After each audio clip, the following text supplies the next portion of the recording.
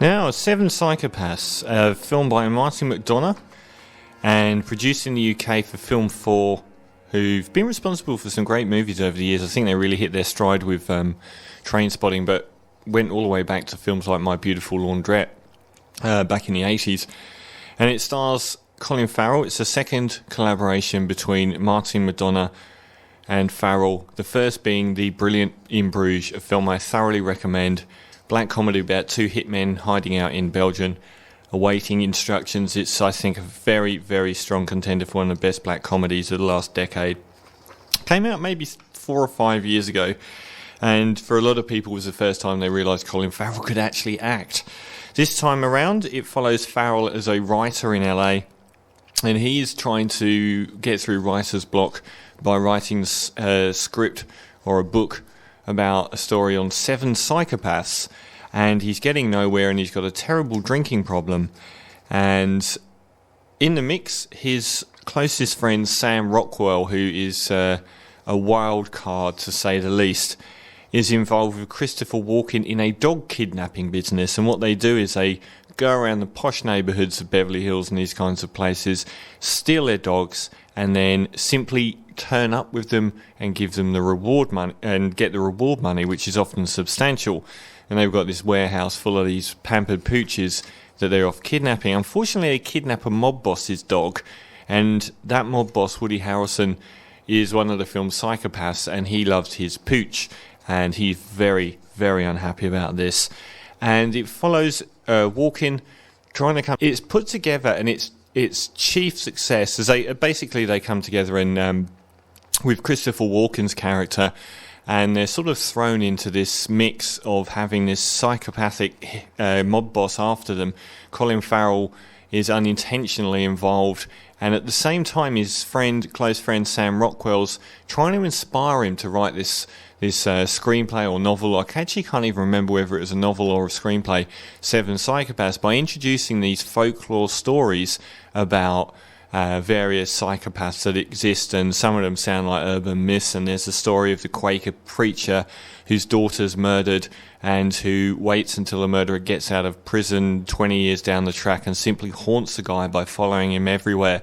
And in the end, the guy knows that he'll go to hell if he cuts his own throat, and this preacher guy, because apparently this is the sin of taking your own life, is the one thing you can't be forgiven for. So he does this in order to escape the Quaker guy, as the Quaker's obviously going to heaven, and the last thing he sees the Quaker guy slitting his own throat to follow him into hell. And all these stories that sound like urban myths are woven into the subject of the film, which progresses along and gets quite bloody at times, and is... The most interesting thing about this film is it is entirely self-referential. It is really originally put together. It's one of these stories where somebody is continually telling you they're telling a story and continually telling you about the story they're telling you, yet it's still effective. They're constantly involved in a discussion about what the movie is that they're actually starring in, and to different degrees, different levels of actually acknowledging what was going on with the story, yet it still works, which I thought was amazing. And I was very impressed by the writing in this movie. The performances are very uniformly good. Colin Farrell's very at ease, and he lets everyone else do the meaty work. Sam Rockwell is a live wire and occasionally hysterically funny. And Christopher Walken, I haven't seen this good in 10 years in a movie. He's absolutely superb. He doesn't play up to all the Christopher Walken tics and so on. It's a much more sort of powerful underlying character that he plays. He's the character who has lost his daughter early on in the movie, and he's another of the psychopaths, and he's actually waiting for his wife to get results on her cancer in the hospital, and unfortunately Woody Harrelson intervenes there as well, which binds these three together, and they head off onto this mission. All the while there's a serial killer out killing other serial killers or killing people like mobster henchmen, and he becomes involved in the scenario as well. It's a bit of a dog's breakfast.